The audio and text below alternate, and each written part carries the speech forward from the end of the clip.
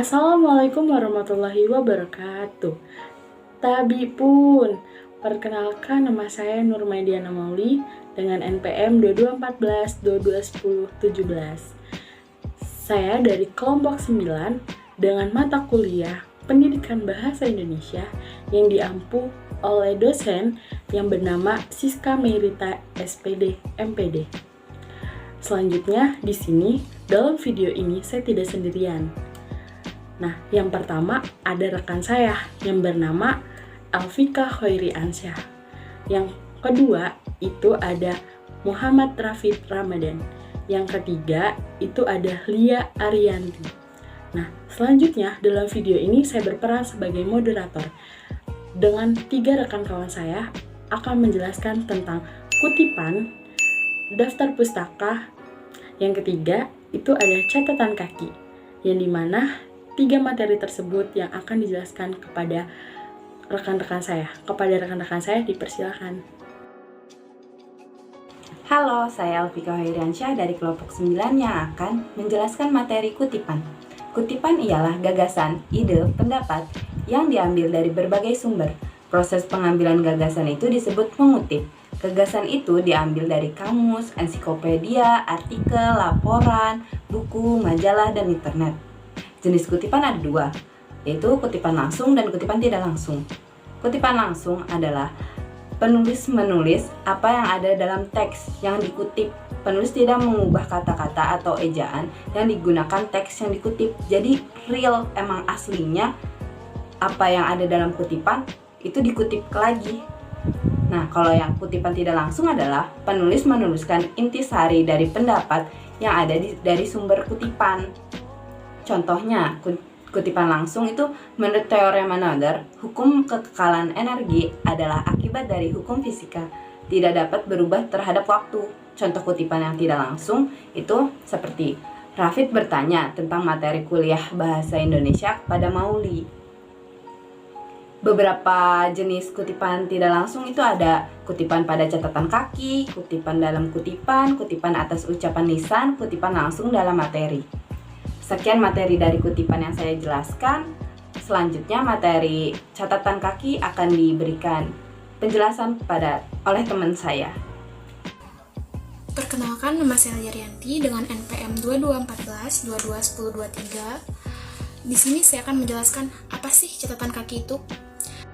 Catatan kaki adalah catatan pada bagian halaman teks yang menyatakan sumber suatu kutipan, pendapat, atau keterangan penyusunan mengenai suatu hal yang diuraikan dalam teks. Catatan kaki biasanya dicetak dengan huruf lebih kecil daripada huruf di dalam teks gunanya untuk menambahkan rujukan uraian di dalam naskah pokok. Catatan kaki juga terdiri dari 2 jenis, yaitu ada footnote ditempatkan pada bagian bawah halaman dan body note ditempatkan sejalur dengan tulisan itu.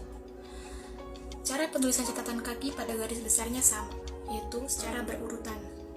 Nama pengarang, judul buku, tempat penerbit, tahun penerbit, nomor cetakan, jilid, dan nomor halaman. Dan fungsi catatan kaki antara lain untuk memberikan keterangan dan komentar, menjelaskan mengenai sumber kutipan atau pedoman penyusun daftar bacaan, sebagai pemenuhan kode etik yang berlaku, sebagai penghargaan terhadap karya orang lain. Dan untuk daftar pustaka akan dijelaskan oleh teman saya. Oke, tadi kan materi terkait catatan kaki sudah dijelaskan oleh Lia. Sekarang lanjut materi daftar pustaka yang akan dijelaskan oleh saya.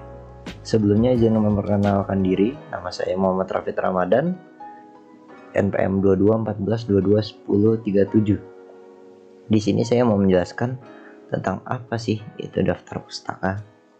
Daftar pustaka adalah semua sumber-sumber perpustakaan, baik berupa ensiklopedia, buku, majalah, atau surat kabar, yang perlu disusun dalam daftar khusus diletakkan pada akhir karangan.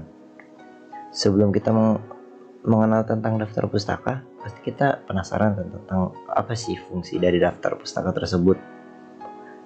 Yang pertama yaitu memberikan informasi bahwa pernyataan yang dibuat bukan hasil pemikiran sendiri, tapi juga ditambahkan dengan pemikiran orang lain.